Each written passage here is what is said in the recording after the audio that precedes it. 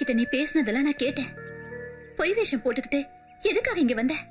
நிலா குட்டிக்கும் எனக்கும் ஒரு பாதுகாப்பா இருந்து வெறும் ஒரு கம்பெனி வேலைக்காரனா நடிச்சு இன்னொரு பக்கம் பல லட்சங்களை வாரி எரிச்சு எனக்காக ஹெல்ப் பண்றதுக்கு நீ யாரு? என்ன மோட்டிவ்ல நீ வந்திருக்க?